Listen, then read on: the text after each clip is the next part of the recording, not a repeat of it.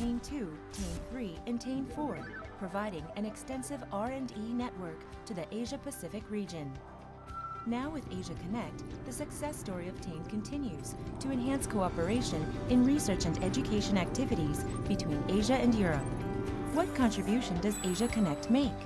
Asia Connect provides high-capacity and high-quality internet connectivity for research and education communities in the emerging economies, enabling them to take part in diverse new research and education opportunities. Asia Connect provides the capacity development programs for technical engineers and NREN managers so that they can make the most out of the opportunities it provides. Connecting Asia and Europe, Asia Connect enhances opportunities to leverage the e-infrastructure with high-performance networks and research collaborations for social benefit. Asia Connect contributes sustainable development goals by bridging the digital divide and brings Asia together by fostering digital and human connectivity.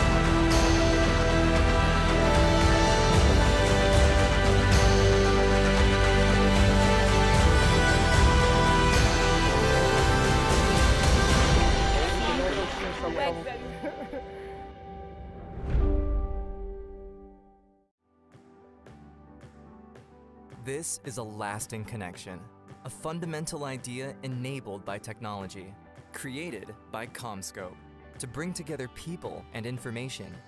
It can take an idea from one side of the world and help it become a reality all around the world, powered by a network that's all around us, moving information from them to you, to everyone.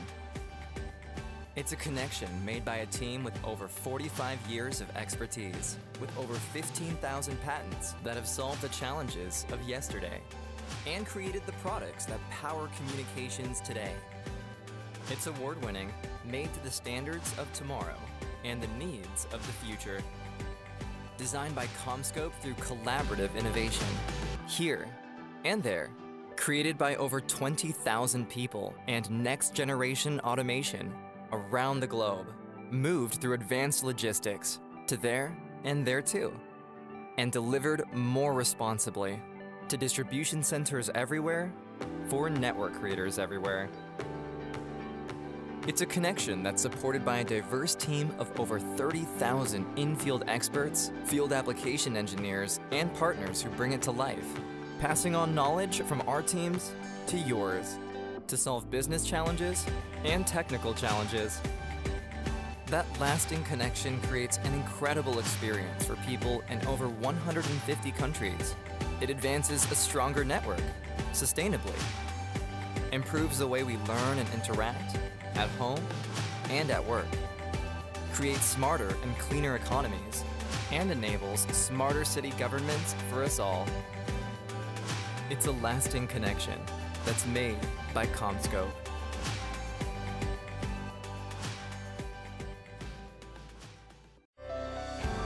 Since the launch of TANE Initiative in 2001, TANE has evolved into TANE 2, TANE 3, and TANE 4, providing an extensive R&E network to the Asia-Pacific region. Now with Asia Connect, the success story of TANE continues to enhance cooperation in research and education activities between Asia and Europe. What contribution does Asia Connect make? Asia Connect provides high-capacity and high-quality internet connectivity for research and education communities in the emerging economies, enabling them to take part in diverse new research and education opportunities. Asia Connect provides the capacity development programs for technical engineers and NREN managers so that they can make the most out of the opportunities it provides. Connecting Asia and Europe, Asia Connect enhances opportunities to leverage the e-infrastructure with high-performance networks and research collaborations for social benefit. Asia Connect contributes sustainable development goals by bridging the digital divide and brings Asia together by fostering digital and human connectivity.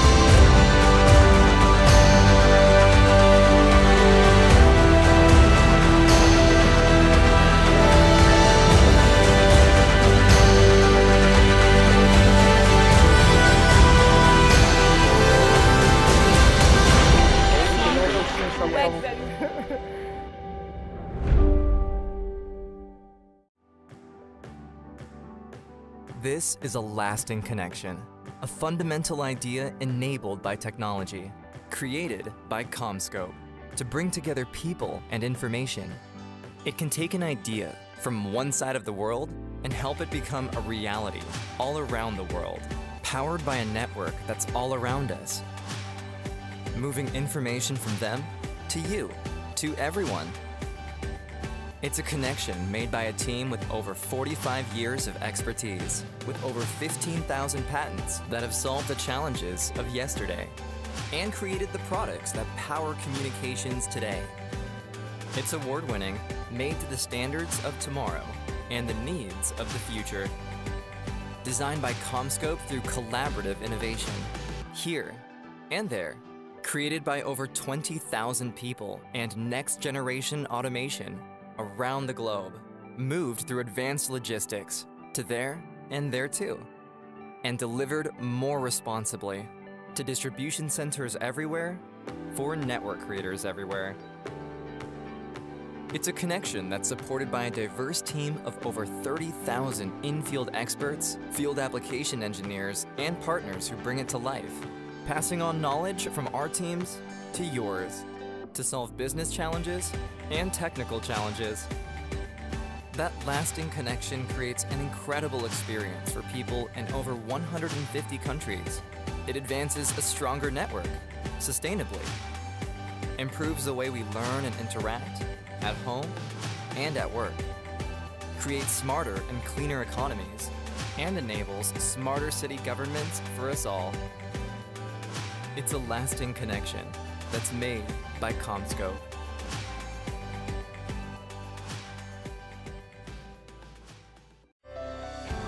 Since the launch of TAIN Initiative in 2001, TAIN has evolved into TAIN 2, TAIN 3, and TAIN 4, providing an extensive Since the launch of TAIN Initiative in 2001, TAIN has evolved into TAIN 2, TAIN 3, and TAIN 4, providing an extensive R&E network to the Asia-Pacific region.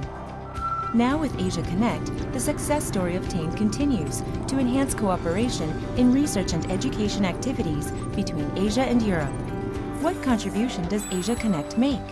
Asia Connect provides high-capacity and high-quality internet connectivity for research and education communities in the emerging economies, enabling them to take part in diverse new research and education opportunities. Asia Connect provides the capacity development programs for technical engineers and NREN managers so that they can make the most out of the opportunities it provides. Connecting Asia and Europe, Asia Connect enhances opportunities to leverage the e-infrastructure with high-performance networks and research collaborations for social benefit. Asia Connect contributes sustainable development goals by bridging the digital divide and brings Asia together by fostering digital and human connectivity.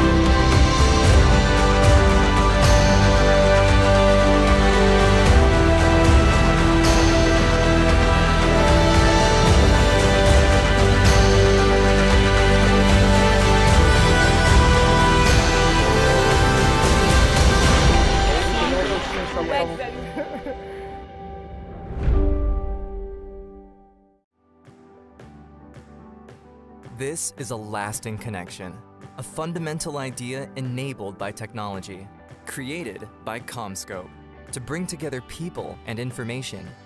It can take an idea from one side of the world and help it become a reality all around the world, powered by a network that's all around us, moving information from them to you, to everyone. It's a connection made by a team with over 45 years of expertise, with over 15,000 patents that have solved the challenges of yesterday and created the products that power communications today. It's award-winning, made to the standards of tomorrow and the needs of the future. Designed by CommScope through collaborative innovation, here and there. Created by over 20,000 people and next-generation automation around the globe, moved through advanced logistics to there and there too, and delivered more responsibly to distribution centers everywhere for network creators everywhere. It's a connection that's supported by a diverse team of over 30,000 in-field experts, field application engineers, and partners who bring it to life, passing on knowledge from our teams to yours to solve business challenges and technical challenges. That lasting connection creates an incredible experience for people in over 150 countries.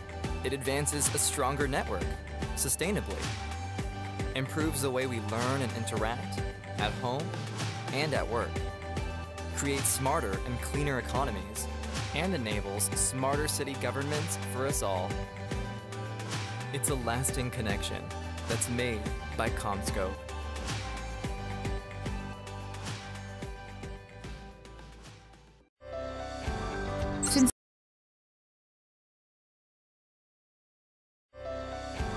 Since the launch of TAIN Initiative in 2001, TAIN has evolved into TAIN 2, TAIN 3, and TAIN 4, providing an extensive R&E network to the Asia-Pacific region. Now with Asia Connect, the success story of TAIN continues to enhance cooperation in research and education activities between Asia and Europe. What contribution does Asia Connect make? Asia Connect provides high-capacity and high-quality internet connectivity for research and education communities in the emerging economies, enabling them to take part in diverse new research and education opportunities. Asia Connect provides the capacity development programs for technical engineers and NREN managers so that they can make the most out of the opportunities it provides. Connecting Asia and Europe, Asia Connect enhances opportunities to leverage the e-infrastructure with high-performance networks and research collaborations for social benefit. Asia Connect contributes sustainable development goals by bridging the digital divide and brings Asia together by fostering digital and human connectivity.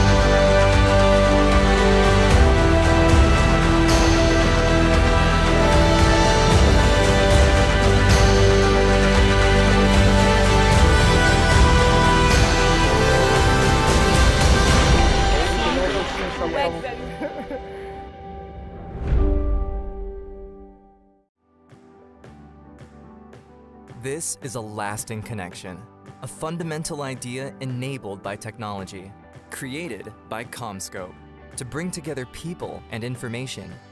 It can take an idea from one side of the world and help it become a reality all around the world, powered by a network that's all around us, moving information from them to you, to everyone. It's a connection made by a team with over 45 years of expertise, with over 15,000 patents that have solved the challenges of yesterday and created the products that power communications today. It's award-winning, made to the standards of tomorrow and the needs of the future. Designed by CommScope through collaborative innovation, here and there. Created by over 20,000 people and next-generation automation around the globe. Moved through advanced logistics to there and there too. And delivered more responsibly to distribution centers everywhere for network creators everywhere. It's a connection that's supported by a diverse team of over 30,000 in-field experts, field application engineers, and partners who bring it to life. Passing on knowledge from our teams to yours to solve business challenges and technical challenges. That lasting connection creates an incredible experience for people in over 150 countries. It advances a stronger network, sustainably, improves the way we learn and interact, at home and at work, creates smarter and cleaner economies, and enables smarter city governments for us all. It's a lasting connection that's made by CommScope.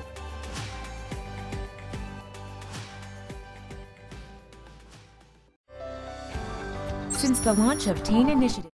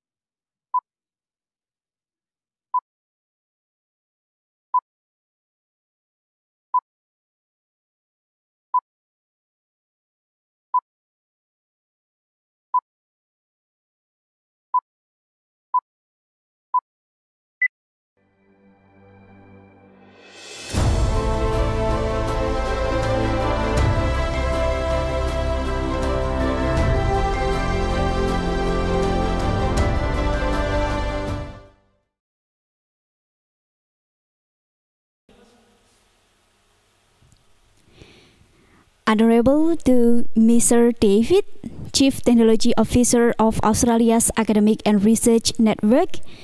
Honorable to Mr. Christopher, leads Cyber Security Team at Nanyang Technological University, Singapore. Honorable to Professor Koji Okamura, Vice President for ICT, Chief Information Security Officer of Kyushu University, and also as the Director of Cyber Security Center.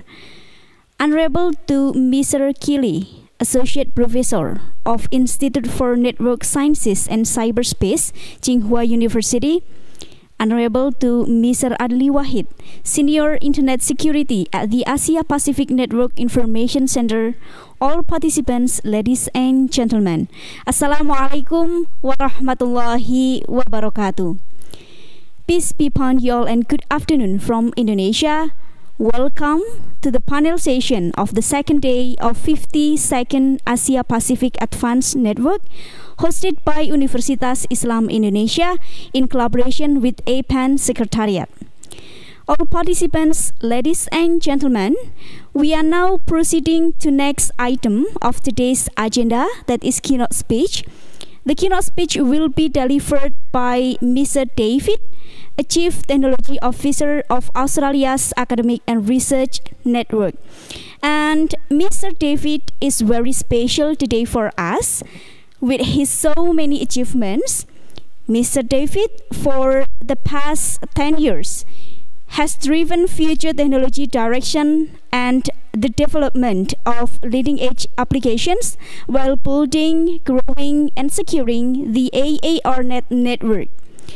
Mr. David has also developed extensive collaborations with AARNet's international peers supporting Australian researchers and educators in achieving world-class technology outcomes in order to overcome the tyranny of distance. All participants, ladies and gentlemen, without further ado, please welcome Mr. David. The screen is yours. Thank you so much. Great to see you all. Now I'm going to try sharing my screen. Ooh, how do I do this? All panelists, am I able to share my screen? Or am I going to talk?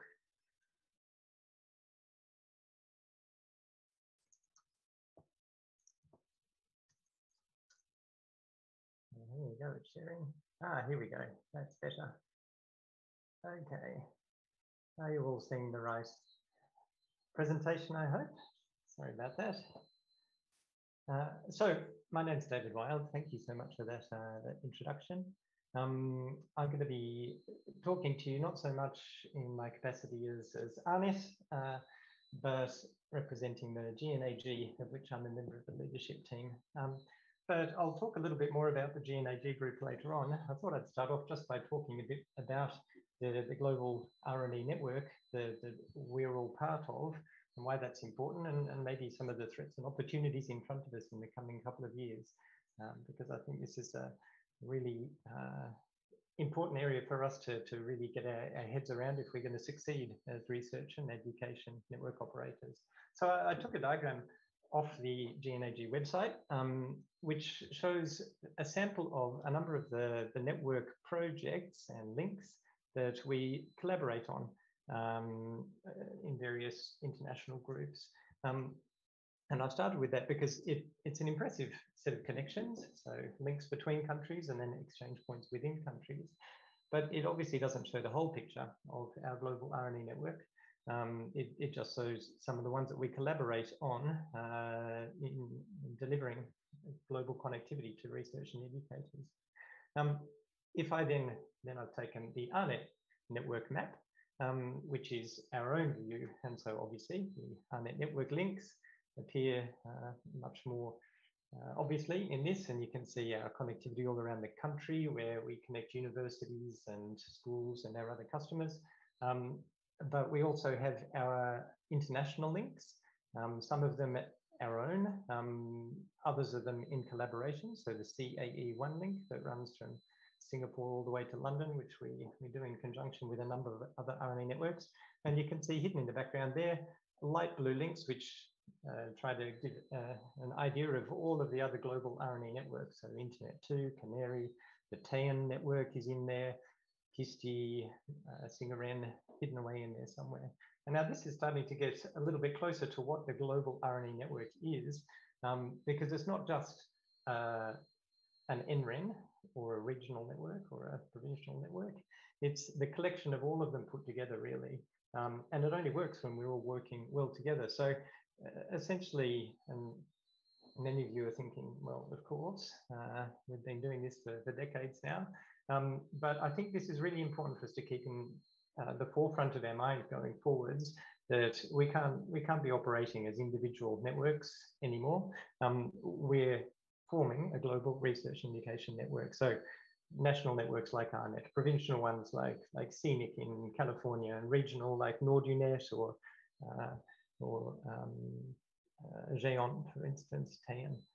But also the RNA network extends all the way out to the user. So campus networks at universities, big science projects. So for instance, the CERN and the Large Hadron Collider is a great example, but they're in every country. We have a synchrotron in Melbourne, close to where I live. Supercomputing facilities, HPC facilities, and also sector operated high performance computing and just cloud compute. So running OpenStack, for instance, to enable researchers to do that. I know in Canada, they have some great facilities like that. And instruments too, where there aren't necessarily people, but they're generating enormous amounts of data. So the SKA and its Pathfinder telescopes are great examples of that. All of these brought together form the global RNA network, and we need to ensure that it works as a single entity. And I included one more icon just because I really liked it and couldn't find any excuse of how to include it in my diagram. ARNet has been around for 30 years. Many of the other research education networks have been around close to that or longer even. And we've been successful for many reasons, but not many companies these days are still around after 30 years or 40 years in some cases. And I've summarized, I think, some of the reasons that I believe that we've been successful as a group. First off, we provide great network connectivity. And I don't think we take that for granted at all. We do it differently to telcos. So rather than trying to put in place the bare minimum connectivity and squeeze as many users and as much traffic down that until people start to complain, no, we build white space into our architectures to ensure that the user can pull large amounts of data through without having to worry about being rate limited or throttled or congestion happening. So building a really good network has been the core to our success, but that's not, I think, sufficient, or it's not everything we do.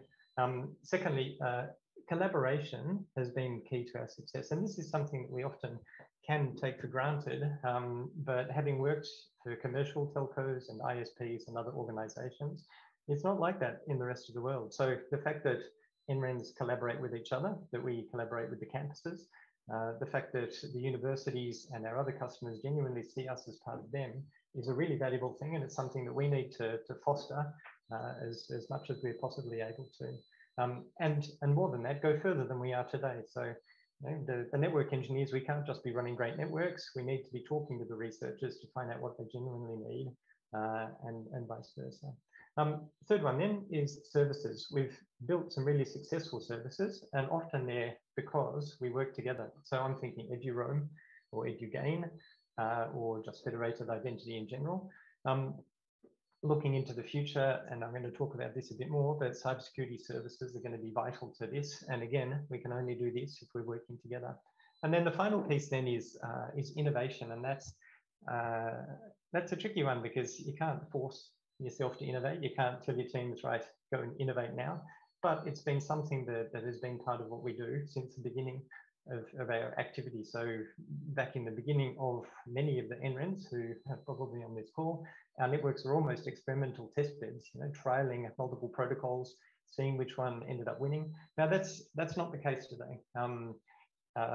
We are able to run test beds and experimental areas, but if I take ARNet as an example, we provide the only connectivity that universities have which is a great privilege to be able to be in that position, but it means we can't be experimenting on that. Otherwise, they can't reach the cloud, they can't reach the internet, and the university stops working. So finding a balance there is really interesting, but I think it's vital that we retain that and that we keep innovating as a group.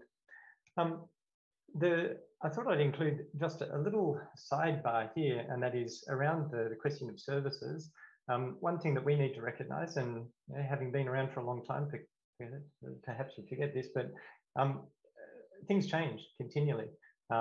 We launch services and they work for a while, and then either people don't need them anymore, or they're replicated commercially and you can just buy them off the shelf. And I don't think we should be scared of that. I think that's a normal aspect of being an innovative organization. An example we often use at ARNet is voice over IP. We launched that very early in the late 90s even. It was very successful. And then all of the commercial telcos picked it up. And so we stopped doing it and realized, no, we've done our job there. It exists elsewhere. Another example, we partnered with Zoom quite early on, maybe 6-8 years ago, before anybody knew what Zooming was. Because Zoom wasn't present in Australia, we built the infrastructure, hosted it ourselves. And I know other NRENs have done this too, like Nordinet and so on. Now, 5 years later, Zoom is very much present in Australia. We're changing the way we work. So we're stopping running the infrastructure ourselves. The value of it isn't there. The partnership is still vital, but we're accepting things change and we move on. So I thought I'd talk a little bit about, before I go into where the G&AG fits in this and how you can all get involved, is what does this all mean? So yes, we all are part of a global network of networks running services for researchers and education organizations. Can't we just keep doing that? Well, I think the answer to that is that in the coming couple of years, accelerated perhaps by COVID and the financial pressures on institutions, we're entering some tough times and we need to be really careful about how we address them. So fortunately, for every threat, there's a corresponding opportunity. I've kind of teased out what I think to be the three areas that we really need to be focusing on in the coming couple of years. The first one is a fairly obvious one. I'd like to think cybersecurity. If however much you're focusing on cybersecurity within your organization, I can almost guarantee it's not enough. The reason this is a threat, obviously, is because we as NRENs or campus networks or regional networks, we connect universities, and universities and research organizations hold incredibly important, valuable intellectual property. And so we're a target. I've been thinking about getting a t-shirt for my CISO, my Chief Security Officer, with big target on the back, but he doesn't need that, he already knows it. The opportunity there, however, is that we're in the perfect position. We have an unfair advantage compared to any commercial alternative to be able to help our sector. So for many of you, ARNet included, we carry all the traffic to and from the university. So and then secondly, cybersecurity is hugely about trust, and we have that trust with our member organizations. So we're in a wonderful position there. The second challenge I think we're faced with is competition, and this comes back to the pressure on institutions, on the research and education sector in general. And it's because there are a lot of hungry commercial organizations out there, ranging from telcos wanting to like grab the connectivity business, ranging to service organizations wanting to take on that type business. To give an example, these days everyone seems to sign into applications using their Google login or their Facebook login. Well, what does that mean for federated identity? If every student's got a mobile phone with unlimited 3G or 4G or 5G data, what does that mean for EduRoam? So competition is something that we at ARNet are seeing keenly, and I think all of you should be also. So again, we're a target this time for the business that we're running on behalf of the sector.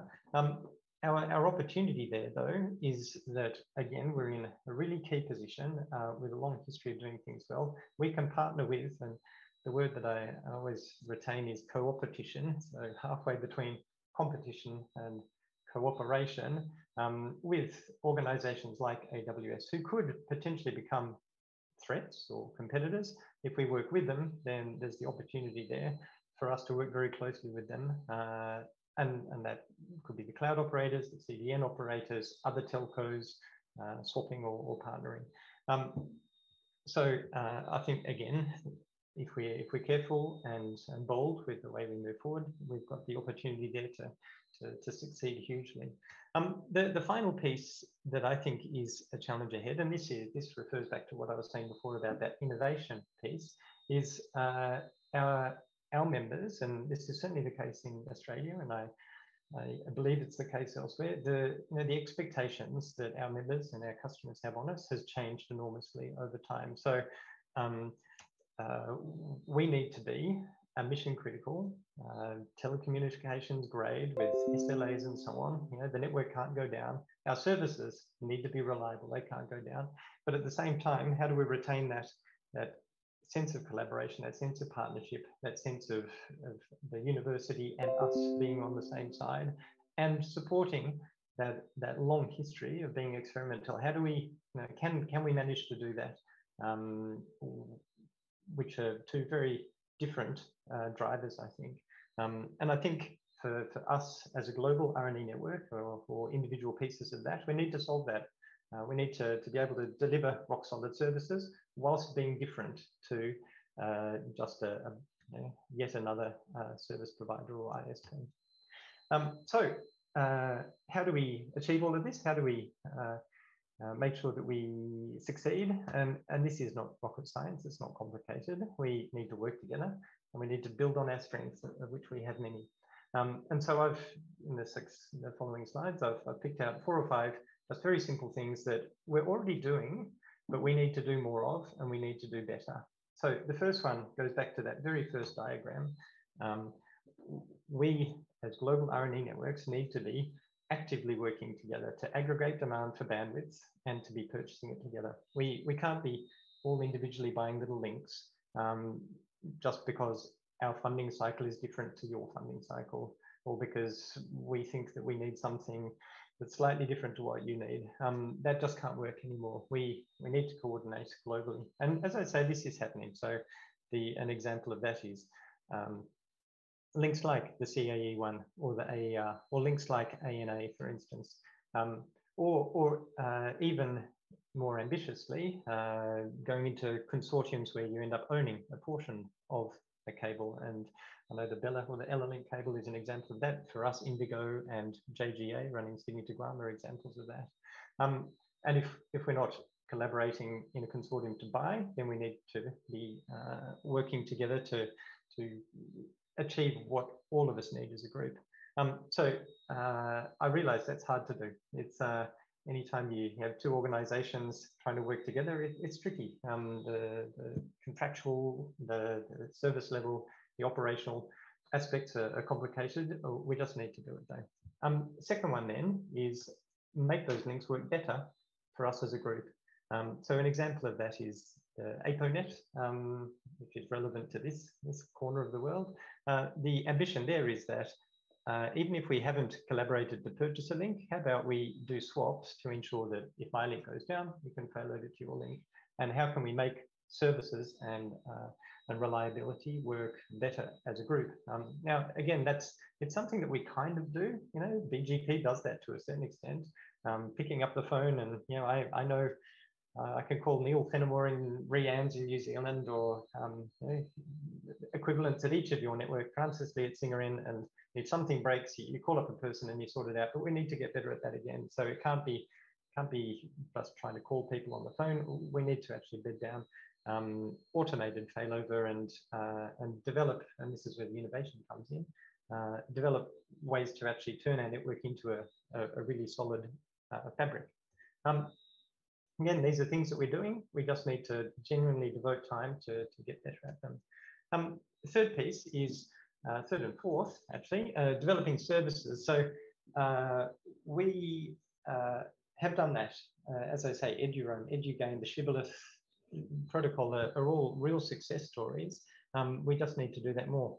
When I look around the R&E world, we're all duplicating I know what I'm trying to achieve is basically the same as what Internet's trying to do, or Canary, or HEANet, or SurfNet. And we all fall into that trap of thinking, well, the 20% of difference between our services means that I just need to build the whole thing myself. I think that we've been able to survive that till now. I think going forward, that pressure from competition and so on is going to mean that we can't afford to be that inefficient any longer. And it means that if we collaborate, then we're more likely to be able to run services globally, and therefore each of us individually will benefit. Become leaders in cybersecurity has two parts to it. Part of it is the service part. So the services that we've developed, around the identity authentication, they're the building blocks of security. It's, again, another unfair advantage that we have is to have that end-to-end view of the authentication chain. Let's build on that.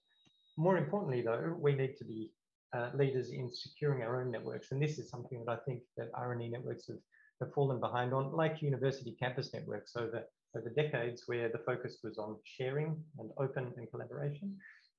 We now need to be able to do all of that, but do it securely, so that we know that your data hasn't been tampered with, that if your data is sensitive or protected, then it stays that way.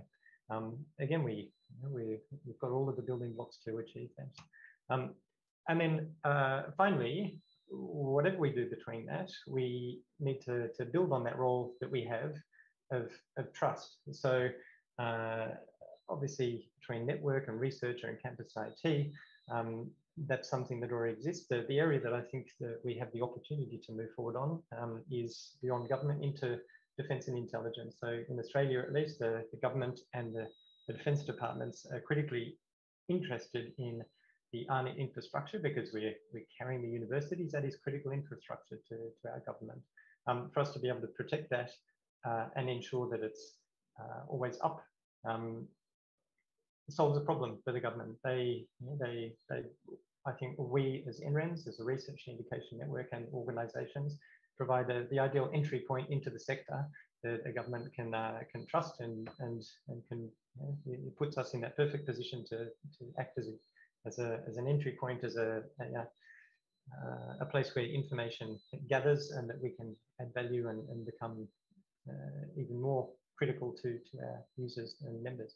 So where does the GNAG fit in all of this? Well, it's a small group that's intended at trying to support and solve some of these issues.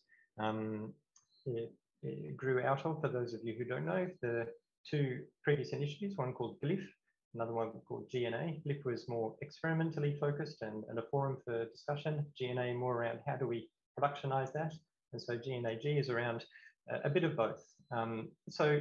Essentially we have a leadership team, and I'll put our wonderful photos up shortly. It's a completely open and community-driven organisation, intended to be, if any of you looked at some of the things that I've talked about here and thought, yeah, these are great problems, I want to get involved and help solve them, well, it's a framework to enable that. So it's essentially a group of working groups trying to work on problems around how to connect our networks globally more efficiently. So at the bottom of it is the intercontinental links that we have between our R&E networks and the various consortia that exist to already do this. But then the question is, okay, how do we configure them most efficiently? How do we ensure that the open exchange points between them are providing connectivity services the most effective way? And then we've got two groups of working groups, which are broadly innovation and research and development, and operationally focused. So the operational ones are how do we secure that global R&E network? So that memorandum of understanding between ARNet, CANSOC in Canada, JISC in Britain, OmniSOC and ISAC in the States came out of that group there. It was linked to that group. Routing, how do we ensure that there are no BGP anomalies sending traffic by inefficient paths? How do we help students during the COVID time who were stuck, unable to return to their home country or their study country? How do we help connect them back so that they have a continuing experience? And how do we automate our R&E networks by sharing information? And then over on the R&D side, how do we get better at telemetry? So measuring our network for performance. Auto goal it's been around since the Glyph days of running open exchange points. Ryan and Tom from Canary and Jean are running a GRAN mapping. How do we illustrate this amazing resource that we have of the global R&D network? And then finally, Harvey Newman running a group on ensuring that the researcher and the network are meeting each other's needs and understanding each other's needs. So I would encourage you to get onto the GMAG website, and I'll include the link. And if any of these jump out at you, put your hand up and join in. The intention of them is to provide a cycle. So between all those various groups, how do we ensure that research and education communities and projects are feeding information in and hearing state-of-the-art infrastructure, new techniques and so on out. Now, all of that sounds very impressive, I'm sure, but it is still just a group of people. So the leadership group currently is spread from around the world. So as you can imagine, our calls are at very strange times for some of us at any one time. We're looking to add another 2 or 3 people to the leadership group because we've found sort of 6 to 7 is a good number to ensure we're distributing responsibility and workload effectively. And the more diverse that is, the better. For more information about what we're up to and so on, there are a few different ways in. So first off, we have a website, and the working groups you can see are hidden away on that, and there's a contact form too. If you would like to join the mailing list, and I'll share these slides subsequently, that's how to reach it. But you can just email the leadership group, that last group of 4 of us, at any time on this list, if you have any questions or if you'd like to participate or if you have any thoughts or suggestions. And finally, we run through these COVID times. Each quarter we've been, in lieu of being able to get together in person, some community video calls. The next one's September 14th and 15th. We run 2 of them to cover the different time zones of the world. So one of them ends up being 1 in the morning for me, and the other one's in a much more civilized hour. And so again, if you jump onto the website and have a look, please, you'll see a draft agenda starting to be built up. We'd love to hear from you if you would like to talk about something, but certainly if you'd like to join, just go on to there. That's it from me. Thank you very much for your attention, and thank you to APAN for the opportunity to talk to you all. It's been a pleasure, and if you have any questions, you have my contact details there, and otherwise, hopefully there's some Q&A time today.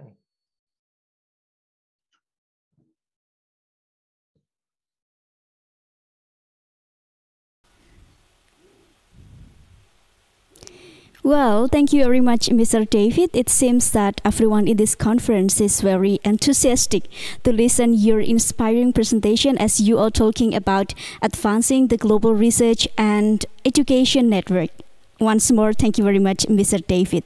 All right, all participants, ladies and gentlemen, the next session is the panel session. And chairing this session is Mr. Adli Wahid. But first of all, let me to share you a short introduction about Mr. Adli. So, Mr. Adli Wahid is a senior internet security specialist at the Asia Pacific Network Information Center, or APNIC. Mr. Adli is also responsible for the APNIC security engagement with the security community and the lead for the APNIC Community HoneyNet project. Mr. Adli is also very active in many security community initiatives, including the Forum of Incident Response and Security Teams, where he served as a board member from 2014 to 2019. Well, ladies and gentlemen, to save our time, so now without further ado, let's welcome Mr. Adli Wahid. The screen is yours. Thank you so much. Hello, everybody. Good afternoon. And I'm very pleased to be here today with everyone. My name is Adli Wahid, as mentioned, and I am the security specialist at APNIC. And of course, it's an honor to be part of the panel discussion today. I promise you we have an exciting program lined up with very interesting speakers. If the speakers can start to turn on their cameras so that the audience can see you, then we can start going. So the topic for our panel discussion today is cybersecurity vulnerability within APAN, and to discuss a little bit on cyber threats. I guess when we speak about security, it was also mentioned earlier in David's presentation that security is in everyone's mind. I just like to tell you a story this morning. First thing I saw in my text box was a message from a friend whose organization was hit with a ransomware, unfortunately. So my heart goes to all the system defenders and network administrator who's always trying to protect and secure the network from all kinds of threats, including ransomware. Now, today, we have three experts with us. And before we get going, I'd like to maybe get them to say hello to everybody. Just, mention your name, where you're from, and then we will take it from there. Can we go with Prof. Koji first? Hi, hello. This is Koji Okamura. I belong to Kyushu University, Japan. Yeah, nice to meet you. Thank you.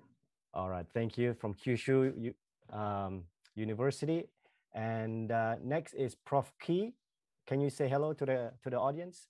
Hi, good afternoon. I'm Chili from Tsinghua University. Thank you. Awesome. All right. And last but not least, Chris. Hey, hi everyone. This is Christopher Lake from Nanyang Technological University. Nice to see everyone. All right. Amazing. Amazing also the technology that we have today that brings together everybody from different time zones and different locations. So I hope that one day we all can meet and especially go to Jogja, to visit our friends there and enjoy the city. Now, let me give a brief overview about our session. We will have two parts. The first part is a presentation from the esteemed speakers. So everybody will take about 10 minutes each to talk about the topic of their choosing. And after that, we have a sort of Q&A panel discussion. So hopefully I can get the audience who's here to share some feedback or questions through the Q&A box so that we can have a more interactive session. You can put your Q&A, your questions here in Zoom, or I've seen some question in the WOVA app as well. So you can put them there. I'll keep my eye on both so that we can take it up. Now, let's get started with the first presentation. And for that, I would like to invite Prof. Koji to share his presentations. Okay, thank you very much. Please wait.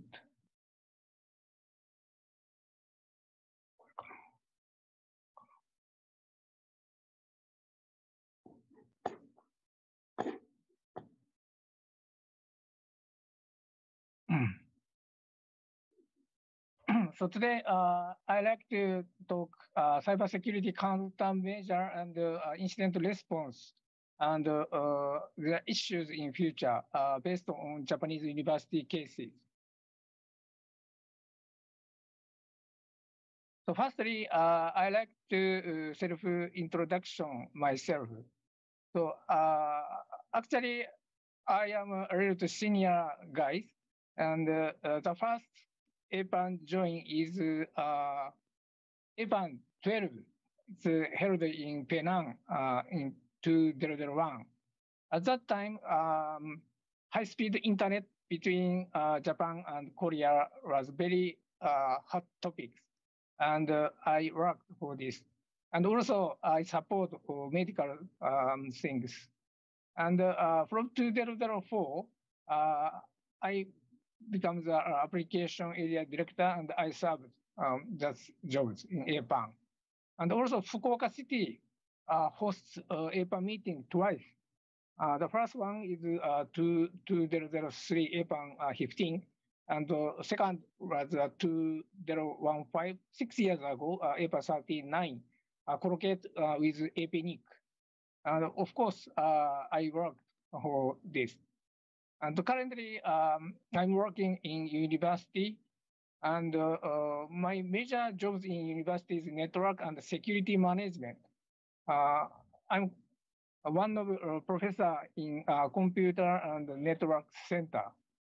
I served this job from 1996. Then I think this history was older than APAN. I think APAN started 1997. So I was working before the APAN. And recently, I became the director of the Cybersecurity Center of Kyushu University. And from last year, I became a CISO, and I serving security things in Kyushu University. And of course, I teaching and research in university. So at first, I introduce Japanese COVID-19 situation. So, sorry, some Japanese characters, but you can understand this shape is Japanese country. And Japan is small, but number of patients with COVID-19 per area, per prefecture is very different. Of course, as you know, currently Olympic game is held in Tokyo. Tokyo area is very many patients. But another area, some prefecture is very many, but some area not so many.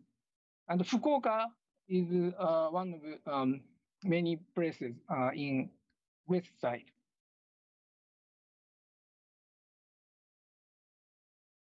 So today I say lockdown, so because I think this is common word. But Japanese lockdown is a little different from maybe other countries. I think Japanese lockdown is a little light or soft because the penalty is not so serious if people do some activity outside houses or anywhere outside. So not so serious. But most university must obey the class style according to lockdown if government decided. So from yesterday, Fukuoka prefecture start lockdown again, and our university changed class style from face-to-face to online again. But if some prefecture patients number is not so many, they can continue face-to-face classes. Then situation in university class style is very different for each prefecture or area. So during lockdown, class style must be online. But after lockdown lifted, face-to-face classes are possible. Some class need to face-to-face because of some experiment, something. Then if lockdown lifted, students come to campus. But if lockdown and lockdown lifted, repeated, changing from online to face-to-face is repeated. Not so frequently, but Kyushu University case, changes occurred twice or third during semester. But then faculty style is different. So even lockdown, faculty can come to campus because Japanese lockdown is not so serious. For example, if they can use private car, not public transportation, this is they can come to campus office. For example, Fukuoka area, my city, number of patients is so many. But Fukuoka city's lifestyle and culture, we use private car for coming to university.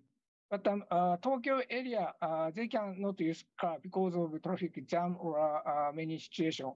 In that case, they keep online jobs. Then faculty's lifestyle is also different per area or prefecture. Okay, so this is a typical Japanese university campus network. Usually, faculties and students are in campus, and there is a big firewall, and some student or some faculty access outside campus. and most equipment are installed on on-premise system. So this is a very traditional security countermeasure and security incident response. So the important thing is watching or manage this firewall or IPS. And also most incident response occur inside the campus. And I think this is very easy to imagine. During lockdown, number of incident response is dramatically decreasing because students are not in campus. But I think this is not related to COVID-19, but some are related. So cloud using cloud becomes popular. So especially outside the campus, people use cloud. And also inside people, members use cloud. So in that case, management of boundary is very difficult, especially outside the campus, faculty or student to cloud. We cannot see the traffic. And also incident response occurred not inside campus. So this is, I think, one issue. So most people, as you know, SASE, Secure Access Service Edge becomes popular. And in Japan case, I think it's a beginning. So we must study or learn how to manage this style. So this is last slide. Issue for future security and countermeasure incident response. So something new things are necessary, SASE or zero trust network security. So today I have some chance to ask the opinion from a company or advice from company. So please give the advice. But of course, we need a traditional network management or something, and security management based on ISMS, ISO 27001, and updating the rule, policy, and document of cybersecurity in university. And other technical incident responses and boundary watching using firewall or IPS. And also multiple layer countermeasure is very important. We need set up many sensors in campus and install EDR or XDR. Then finally, the human improvement or updating is also very important. Education, the drill, and exercise. So we have many issues, and also we have new things. So today, if I can discuss and exchanging these new things about security countermeasure. Thank you very much. All right. Thank you very much, Prof. Koji, for the interesting presentation and short and sweet as well. And thank you for giving us a lot of topics to discuss in the discussion session. Next is Prof. Lee from Tsinghua University. The floor is yours.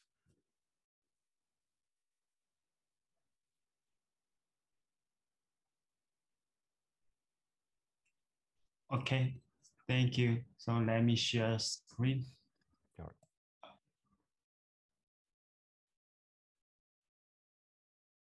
Can you see a screen? Yes, we can. Okay, great. Good afternoon. So it's my pleasure to join the panel. So today I want to share some thoughts about the RPKI and the BGP security. So some opinion I think may not be accurate, but hopefully I want to stir up some interesting discussions on this topic. So we all know the internet routing not secure. So there are a number of the routing hijacking events. For example, on April 2018, the Amazon DNS route hijacked, and this incurred that either cryptocurrency was hijacked. So On 2015, Italian Special Operation Group working with the Italian network operator AS 31034 to hijack the traffic in Italy. So there's a number of solution or defense to address the routing hijacking. So RPKI is a promising solution. So basically, RPKI is named a resource public key infrastructure. So it leverages the number resource that's AS numbers and the prefix to verify the routing announcement. So the RPKI is an instance of PKI. So it is a X.509 certificate style. So the protocol BGP-SEC, it leverages the certificates on AS numbers and the IP address resource to verify the authenticity and integrity of the routing announcement, and in order to prevent routing hijacks by means of trustful data sources.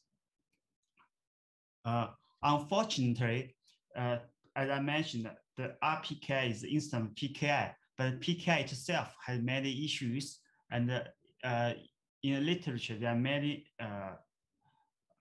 research discuss the security of PKI. So in this talk, I want to discuss some issues about RPKI related issues. There are basically as 6 issues. First is a single point of failures. So RPKI basically is a centralized facility. So it's vulnerable to a single failing point, a single point failures and a system compromise. So the keys in RPKI or the CA will be compromised, or the service or maybe will be completely down, so that at some time and the routing announcement verification will be not always available. So there are some existing approach. For example, the intrusion tolerant CA, it want to ensure the security of the private key of the CA to ensure or to protect the facilities. Basically, it built upon the SHME secret sharing. So it is split the keys into multiple parts. And so then to prevent the key compromise.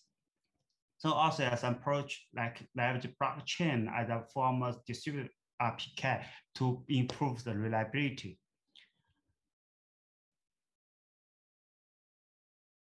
And the second issue about configurations. So the object in RPK may be faked or may be generated by misconfigurations. So it's difficult to ensure the authenticity of the certificates. There's some existing approach to address these issues. All these approach are only addressed for the the traditional PKI issues. So Google developed certificate transparency. They developed it for web security to prevent the certificate, the fake certificates in the web browsers. So also the CMU team developed IKP, basically leveraged blockchain to verify the behavior of issuing the fake certificates. So this approach are basically aimed to address the web securities, not for the routing security. So it's basically in the application layers. The third issue is about certificate revocation update. So the certificate revocation in PKI or RPKI is really difficult. So there are some approach like certificate revocation list and online certificate status protocol. So basically, this approach is hard to deploy in the network layer for the routing security. The fourth, another issue, the dependency loop. So RPK is to enable the security network layer, which is different from the traditional PKI. So PKI, for example, you network web security do not have such issues. So in RPK, there may be some dependency loop between RPK and the routings. So basically, there's the communication depends on the keys and the certificates, while the path or the certificate require the existing communication to exchange. So in such case, so the certificate distribution and the path verification will be they will depend on each other. So there's some dependency loop. As I know, they don't have any existing approach to address issues. And also there's some limited protection with BGP. Basically, RPK issues the certificate combining the AS numbers and the prefix.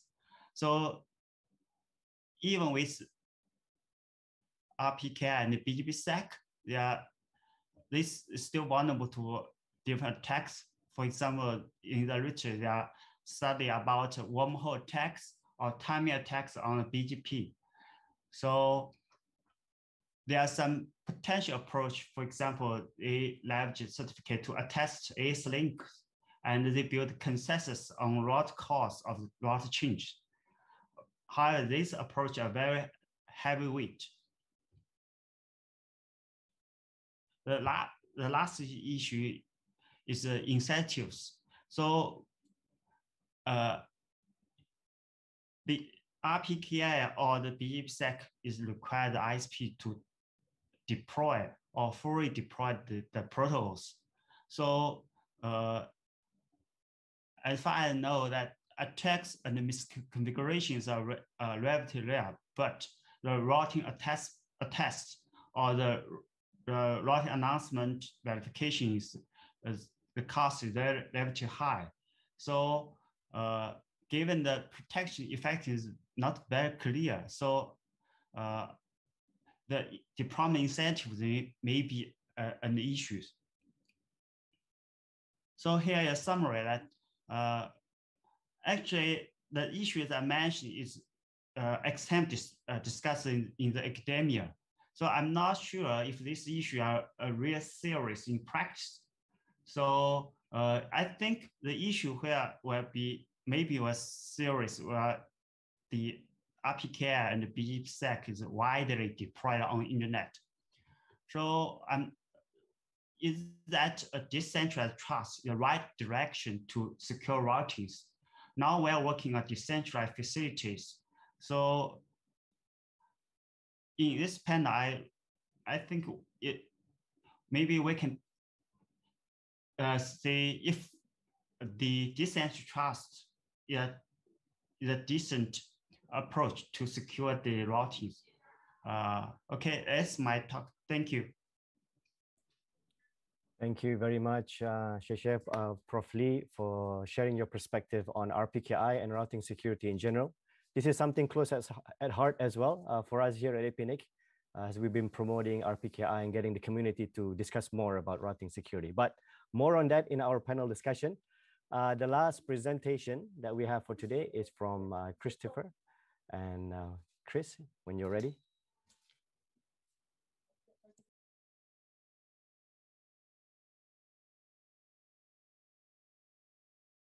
You're still muted, Chris. Oh yeah, we always have this problem. Okay, good afternoon or morning, whichever region you are. And thanks, Adeli. I really miss seeing you in person because we always met at the first conference somehow, right? That we don't see each other. And hope that COVID, we are all in the current situation.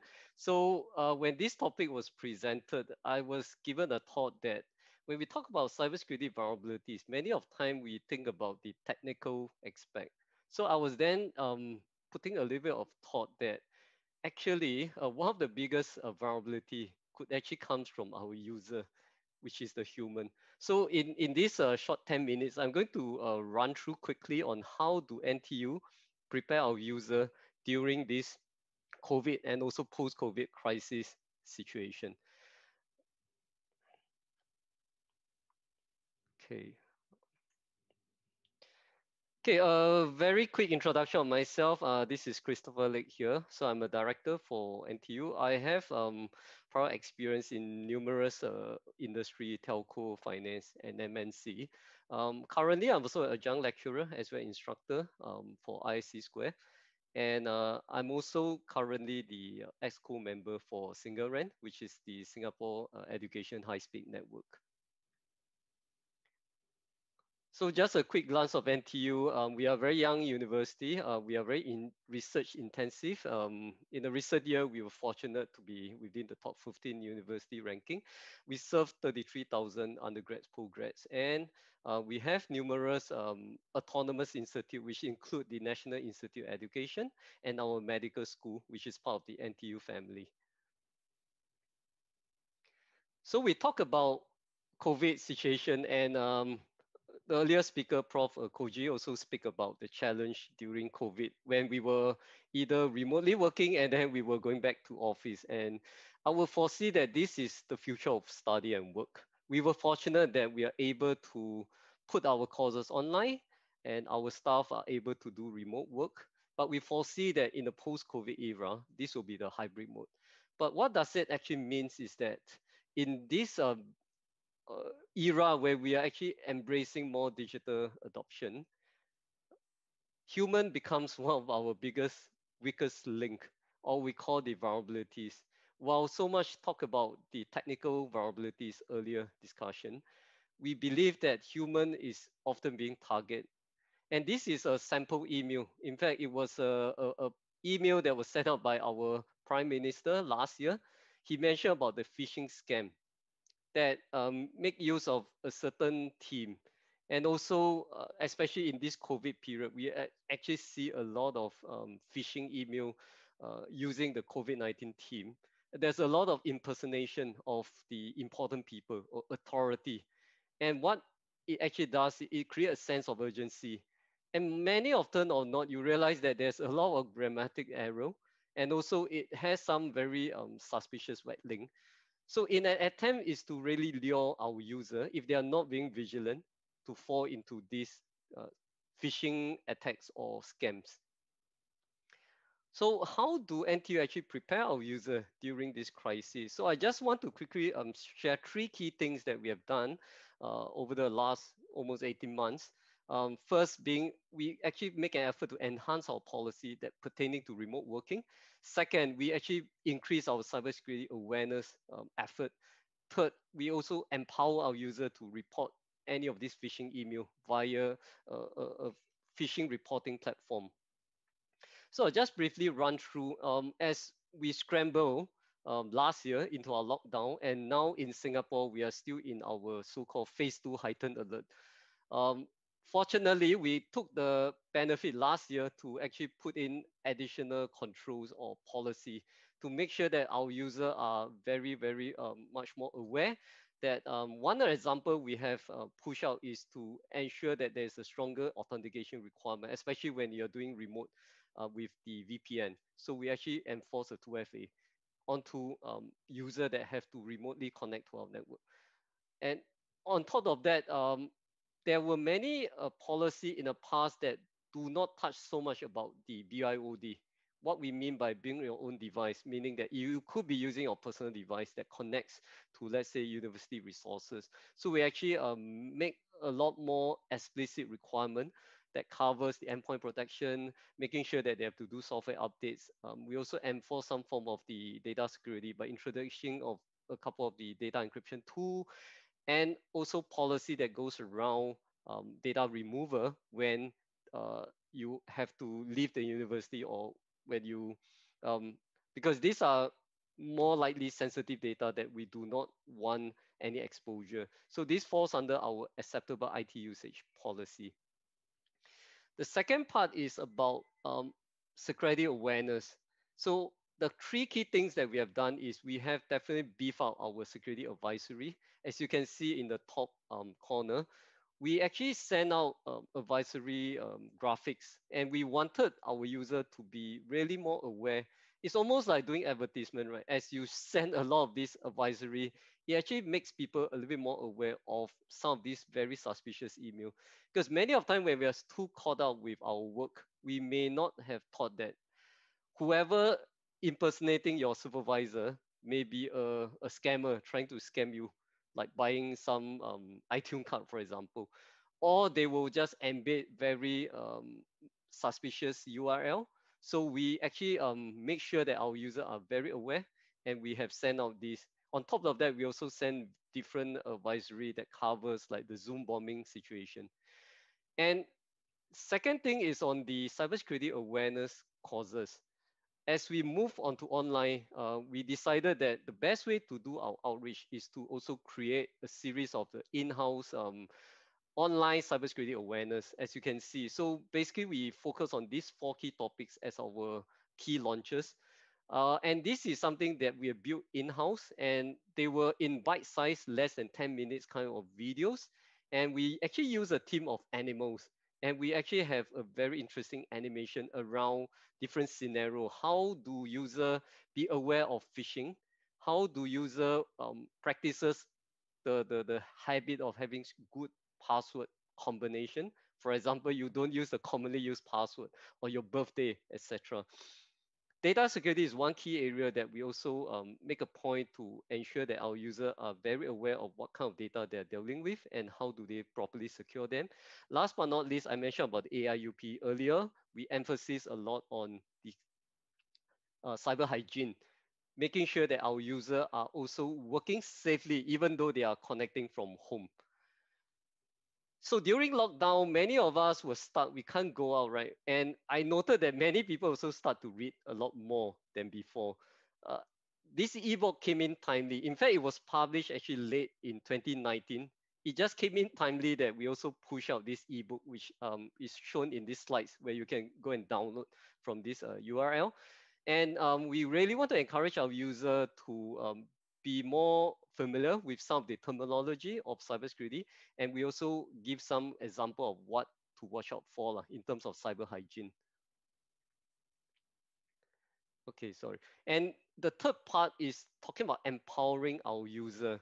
As I mentioned about email phishing, so we actually implemented a very easy reporting mechanism, which I think most organizations could have already done so, but I'll elaborate a little bit. So what we have done is we actually make it easy for our user to report any of these suspicious or fishy email with a click of a button.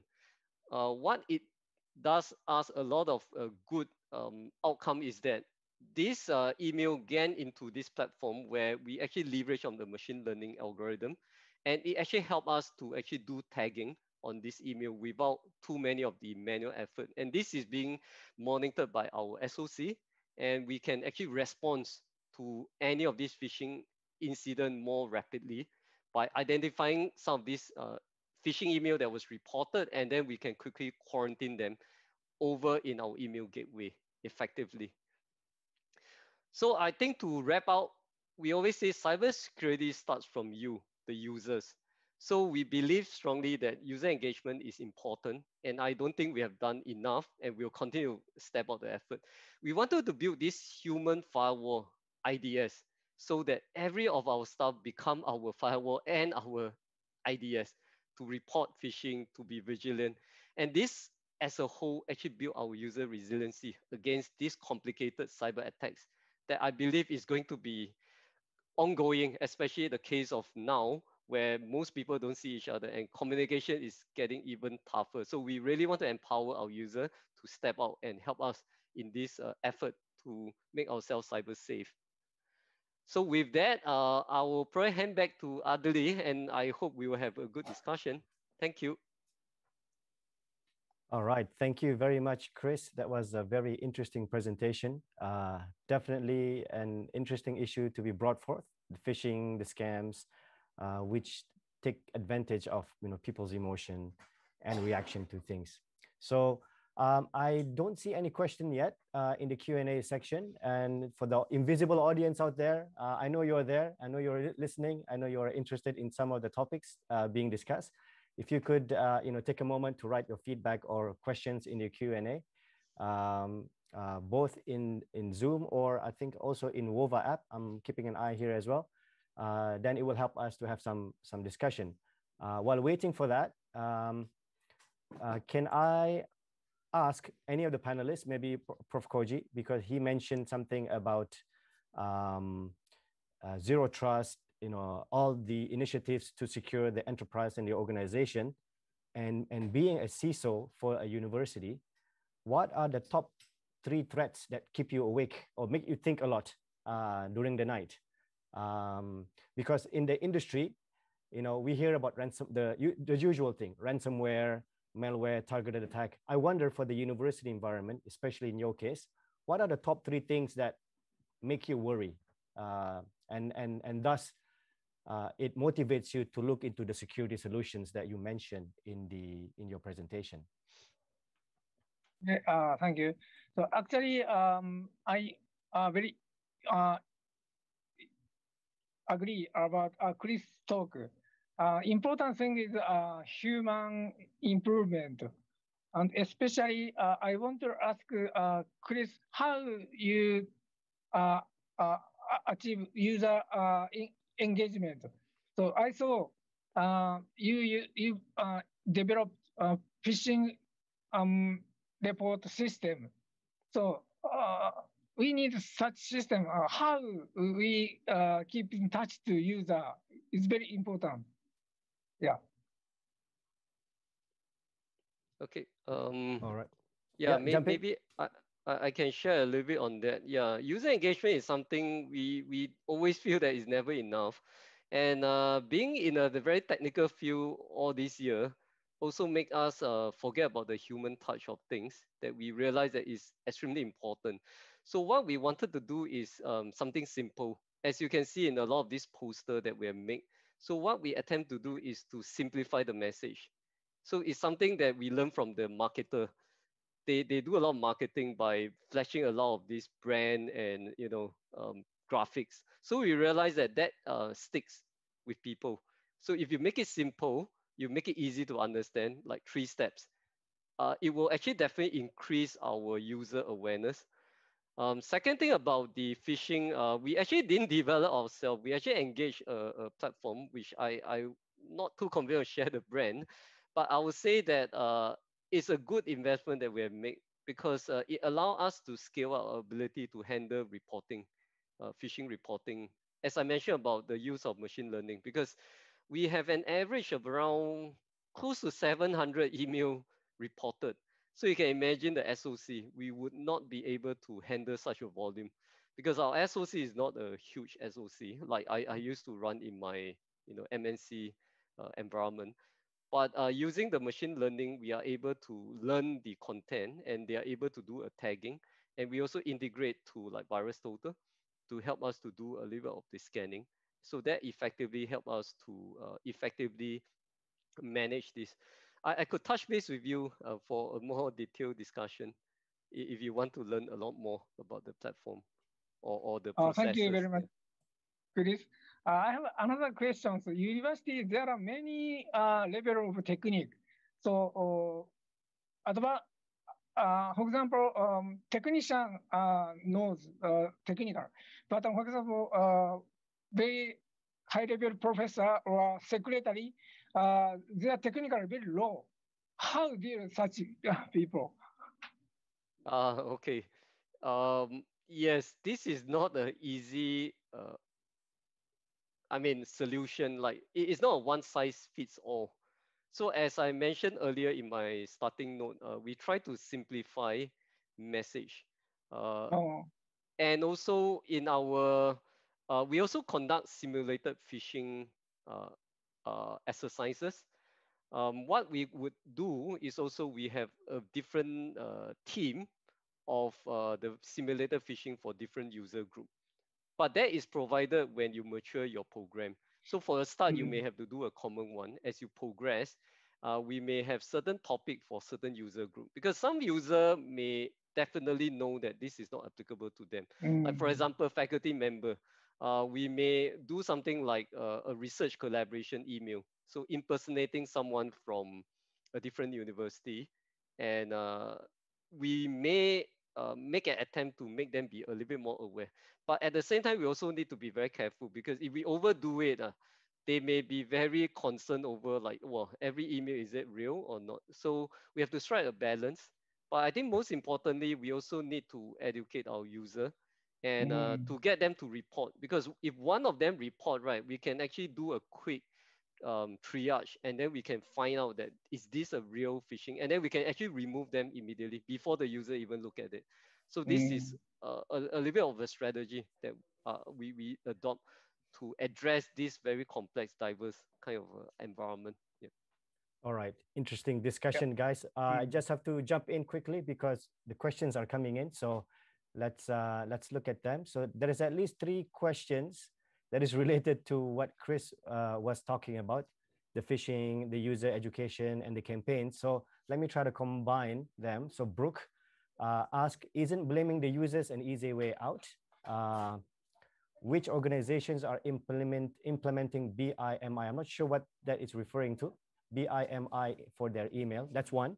Let me just combine a few. Mr. Muhammad asked, he said it was the same question, but he said, what was the response from the user?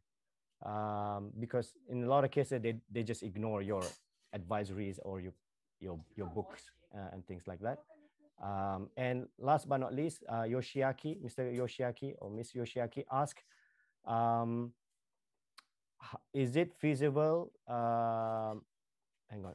Does NTU run their own email service internally and implement security measures by yourself? Because they use the commercial solution, Microsoft Exchange. Do you use your own thing, or is it being developed internally? Maybe a quick one to answer all of that, if you can.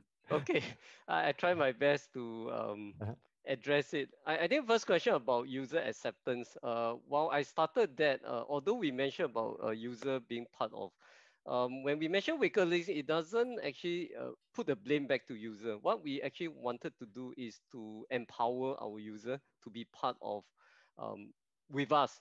So what we have also done is that we are not going to, name shame people, or, we are trying to blame that, oh, it's always user fault. But we are trying to say is that user also help us to be part of this effort to fight against the bad guys. It's almost like how we would lobby people to fight against crime. So I hope we are actually doing a little bit more positive kind of annotation rather than just blaming or telling people you have done wrong. So I hope that's why even in our engagement, we want to make sure that these are interesting videos that user don't find bored watching them. And we also want to make sure that we incentivize them. In fact, when we were rolling out the reporting phishing, we were giving out some um, incentive, in a way, small token, not a big deal, but it's actually to encourage people to be with us. So this is a form of what we call positive reinforcement rather than trying to put the blame. Yeah, so I hope that addressed to the questions. The one about the email, I would say that we actually leverage on the Microsoft O365 as well, but we also couple our protection with a different provider, which I'm not going to name them. What it actually means that we have to build a secure security in depth concept. So you don't rely on one single solution to be able to protect ourselves. So I would say that we have to use a multiple layer of defense, like email gateway, and the reporting phishing platform is one another mechanism that we are trying to fence against phishing email. So I hope that addressed to the question. Did I answer all almost? Yep. Okay. Pretty much. Yeah. Okay. Cool. Thanks. Thank you. We have another one from Lee. And this is, I guess, for all to chip in, how we can answer this question. How can NREN work together to help secure the network and its members? What are some of the practical advice you can give that we should be doing more as a REN? Who would like to go first on this? So I think it's not an easy question. So, so I think first it's not a perfect way to secure networks. So as in my talk, I mentioned, yes, for example, the RPK is proposed to assume to secure the internet or secure internet routing, but there are some overhead or the deploy or the verification overhead is relatively high. So on the other hand, the attack of now is more and stealthy. And in this sense, I think there's some part approach we can possibly to improve the security of the network, but I think so I still want the I mentioned that the RPKR or the there are some decentralized trust like blockchain to leverage to secure routing may be a possible way. So I think there may be a long way to go to secure the routing, in particular the internet.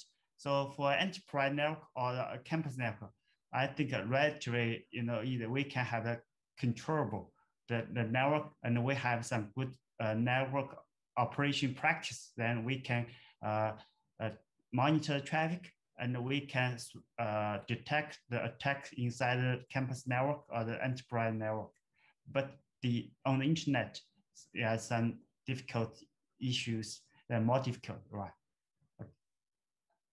All right, thanks for that. Anyone else? How can we all work together to secure? I mean, of course, everybody will say we need to collaborate more, but what does that mean really?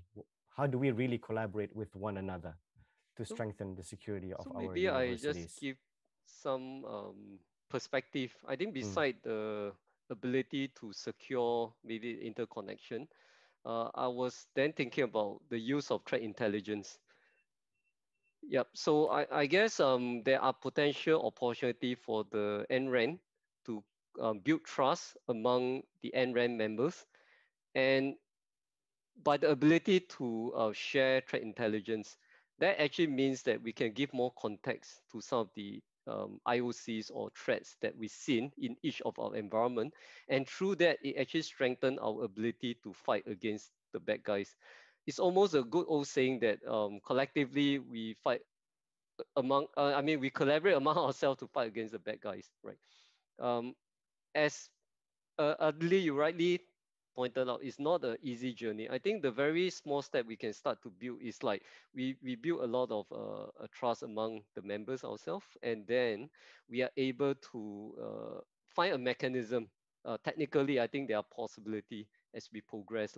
So this is my thoughts around that. Thanks. Prof. Koji, any thoughts from you?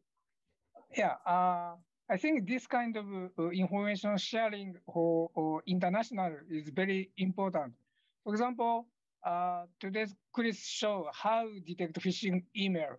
In Japan, we have similar algorithm, but this is I think this is for only Japanese. But the mechanism is very similar. But in Kyushu University, there are many foreign students from various countries. We wonder, Japanese is okay, but other country how teach. So such kind of information sharing is very helpful for me. Right. So I guess people like to do information sharing. I guess the next challenge would be how to enable that. I'm still waiting for more questions. There's one question on the WOVA app.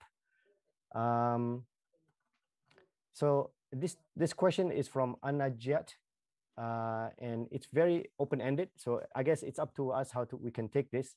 How about the external concerns to APAN? I guess the external threats to APAN, I guess.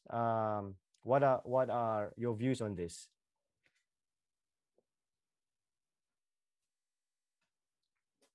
Anyone would like to answer that? It's a bit open-ended, but I think the question would be around, maybe the external threats or more external vulnerabilities related ones. Maybe beside phishing or beside, the things that we have discussed already, what are some of the other threats from external that we care about? Maybe if I have to share is that ransomware has been really quite a rampant scenario in many organizations, as we can hear in recent news as well.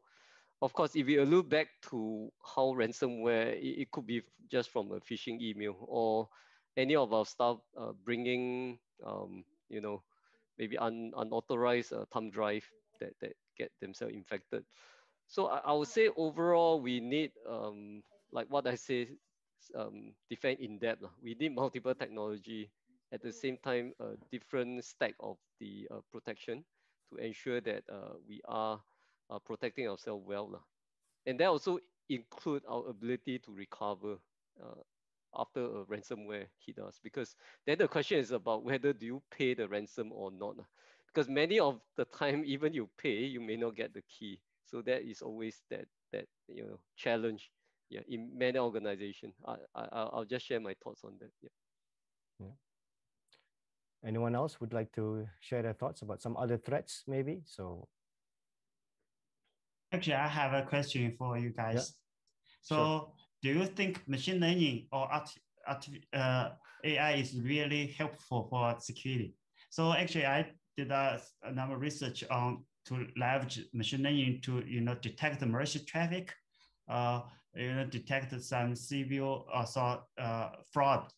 So, but they are only have some limited scenarios. It's difficult to have a generic approach, in particular in a very general scenarios, and that maybe a very high for negatives. So I'm not sure. What do you think of these issues? Maybe if I were to think about that, I would rather use it carefully. So I will start from like trying to figure out what I'm trying to optimize. For example, if I were to use machine learning, is to really reduce our repetitive manual work. And I don't believe there's enough technology, even AI, right? It cannot just replace a very experienced analyst or incident responder. So I don't believe it is even near to that. But what it do is it actually allow the repetitive work that the tier one analysts, they themselves are not interested to look at it even. And this will be a good scope of work that we will try to use the machine learning. Yes, there is certain false positive, all this, but we can do some reinforced learning by using human to do labeling and to enhance the learning.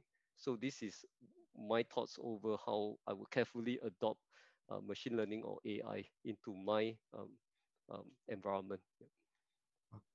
Okay, thank you. I think adapting AI is up to how choice features. So I think Lee-san said you try to analyze traffic data, but traffic data choices features difficult. Traffic data include only IP address, port number, and time, and you need more another feature. So I also tried AI for traffic, but how detect features is very important. But I think AI is anyway useful. Yeah, if we can use AI properly. Okay, Right. thank you. Yeah, so I agree that the AI is is a powerful tool. In some situation, we can really fully use the techniques to secure the network. Yeah. Okay, thank you. Yeah. I think, you know, if we had more time, we could dwell into this. AI definitely has a place in security, but at the same time, there's a lot of experimentation going on as well on its effectiveness in doing defense and complementing other security tools and solutions that we have out there. So we have 2 minutes left and no more question. So I would like to maybe invite the speakers one by one to maybe give a 30 seconds last words for the audience and for all of us. Maybe we start with Prof. Koji. Yeah, thank you very much, Chairing Adli. And yep. Also, thank you very much. Very nice talk about trust routing for Lee-san. And also, I very impressed about Chris' talk because the situation is very similar to Japan and Singapore. So if we can do this kind of information sharing by each country, CSAT member, I think APAN become very useful because we have many economics people, countries people. Anyway, thank you very much for the opportunities. Thank you. Prof. Lee, last words? Okay. Thank you for your share. So actually, I think the network security or the enterprise security, I think is, enterprise network security is really important issues. So I learned a lot from you. And I think possibly later we can collaborate. So we need to real problem for our research and hopefully we can develop some techniques or solution we can really can be deployed to secure in a real world. Okay, thank you. All right, and last but not least, Chris. Yeah, so I would also like to emphasize, I think while I mentioned about user engagement, it's not about just user, including ourselves. So I think there's a good collaboration between the technical aspect and also user awareness. And as I mentioned about threat intelligence, seriously, I believe strongly that if we can find a good way to build the trust and a mechanism to share intelligent context, definitely we will get together stronger to fight against the bad guys. Yeah, thanks. Thank you. So once again, everybody, let's thank all of our speakers for today. And thank you for the audience who are here with us as well throughout the session. Final shout out to Brooke for clarifying what BIMI stands for, Brand Indicator for Message Identification. So that's all the time we have, everybody. I hope we can continue this collaboration and communication on this very important topic. Thank you once again, and over to the host. Have a nice day, everyone.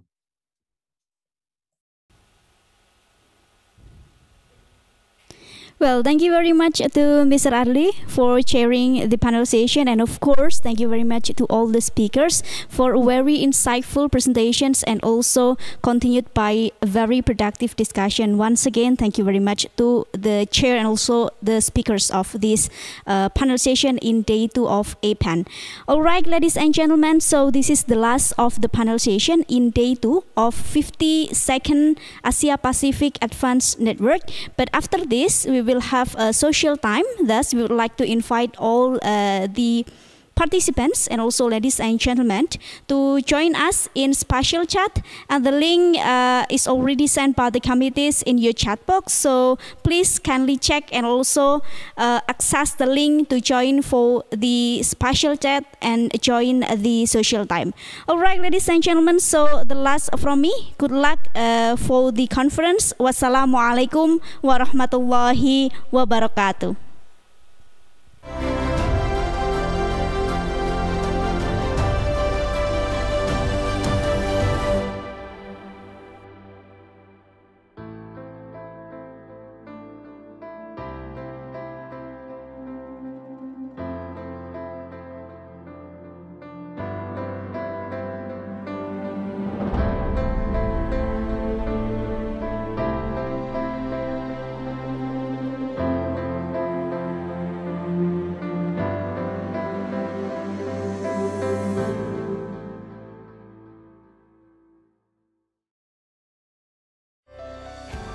Since the launch of TAIN Initiative in 2001, TAIN has evolved into TAIN 2, TAIN 3, and TAIN 4, providing an extensive R&E network to the Asia-Pacific region. Now with Asia Connect, the success story of TANE continues to enhance cooperation in research and education activities between Asia and Europe. What contribution does Asia Connect make? Asia Connect provides high-capacity and high-quality internet connectivity for research and education communities in the emerging economies, enabling them to take part in diverse new research and education opportunities. Asia Connect provides the capacity development programs for technical engineers and NREN managers so that they can make the most out of the opportunities it provides. Connecting Asia and Europe, Asia Connect enhances opportunities to leverage the e-infrastructure with high-performance networks and research collaborations for social benefit. Asia Connect contributes sustainable development goals by bridging the digital divide and brings Asia together by fostering digital and human connectivity.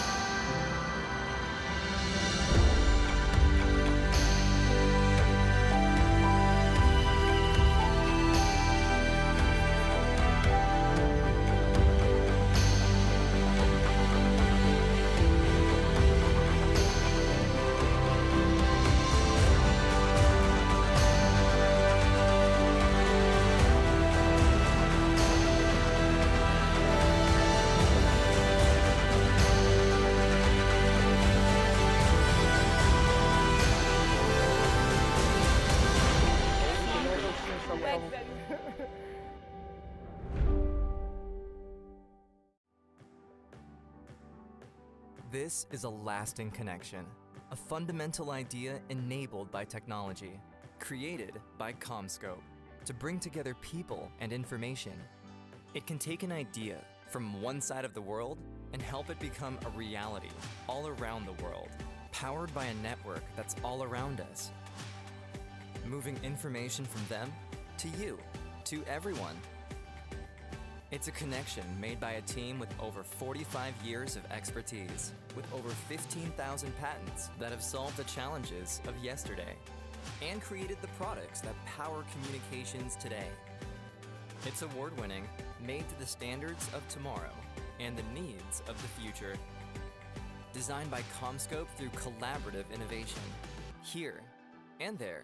Created by over 20,000 people and next-generation automation around the globe, moved through advanced logistics to there and there too, and delivered more responsibly to distribution centers everywhere for network creators everywhere. It's a connection that's supported by a diverse team of over 30,000 in-field experts, field application engineers, and partners who bring it to life, passing on knowledge from our teams to yours to solve business challenges and technical challenges. That lasting connection creates an incredible experience for people in over 150 countries. It advances a stronger network, sustainably, improves the way we learn and interact at home and at work, creates smarter and cleaner economies, and enables smarter city governments for us all. It's a lasting connection that's made by CommScope.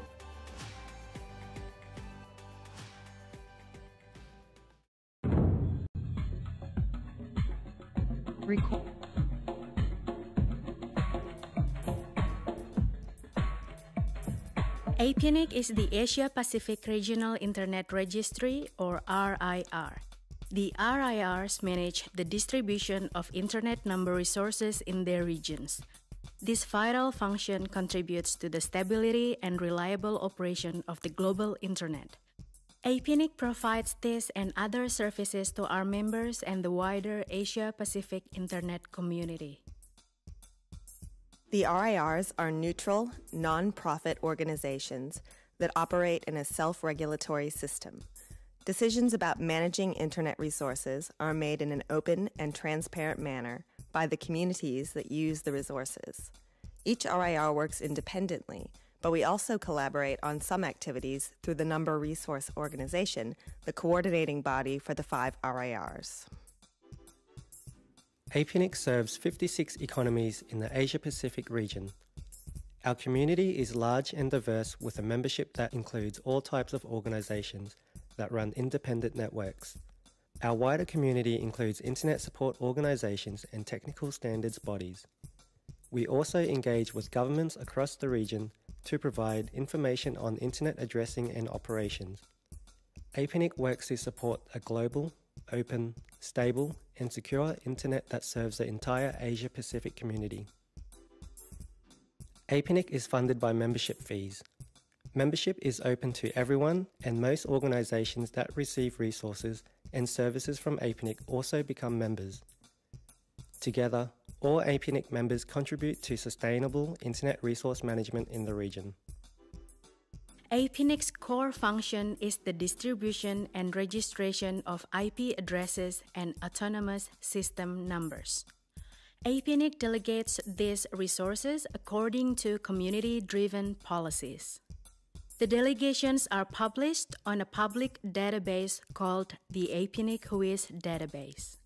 We also manage reverse DNS zone delegations for each block of addresses distributed, along with other services relevant to our role as a number registry. All of these activities are carried out with the highest possible standards of trust, neutrality, and accuracy. APANIC facilitates internet infrastructure development throughout the region through various partnerships. These projects assist in creating and maintaining a robust internet environment, such as root server deployment and supporting local and regional internet exchanges. APANIC also administers ISIF Asia, a small grants and awards program that stimulates innovation in developing communities using the internet as a social development tool. ISIF Asia is part of the SEED Alliance. Another aspect of APANIC's role is to provide information and training services to assist the community in building and managing internet networks. Visit training.apanic.net for more information on our face-to-face workshops and e-learning sessions. APANIC Training also holds workshops as part of our regional conferences. APANIC conferences are held twice each year for the community to discuss internet operational issues such as IPv6 transition techniques. At every conference, there is a policy meeting where anyone can contribute to the APANIC policy development process. In support of the vision of an open and stable internet, APANIC contributes to global internet governance discussions as one of the numerous and varied stakeholders around the world. Each year, representatives from these groups meet at the Internet Governance Forum to discuss emerging opportunities and risks, share best practices, and build mutual cooperation. If you want to know more about how you can contribute to the health of the Internet in the AP region, or if you want to become an APANIC member, visit our website at www.apanic.net. Visit training.apanic.net for more information about APANIC educational services, and visit isif.asia to learn more about how to apply for an ISIF grant. Contact the APANIC Help Desk if you have questions about any of our services.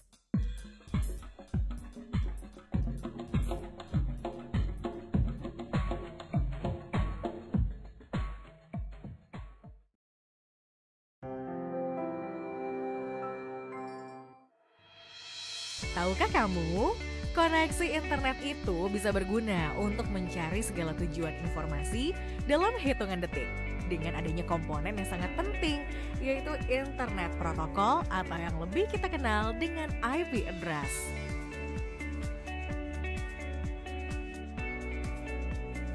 Jika dianalogikan, IP address ini seperti sebuah fungsi nomor telepon yang bisa menghubungkan dua orang melalui sebuah jaringan.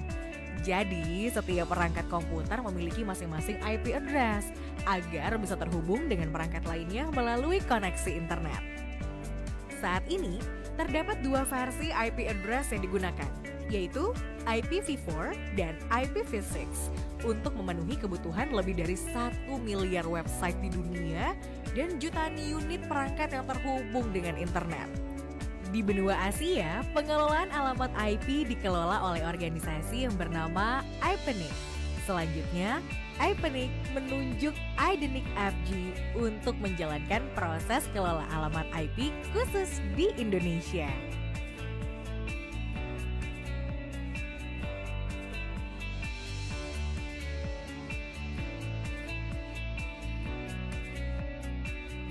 Indonesia Network Information Center atau IDNIC adalah salah satu inisiatif yang didukung sepenuhnya oleh APG dengan tujuan tersedianya pengelolaan informasi jaringan nasional yang mandiri dan berkelanjutan.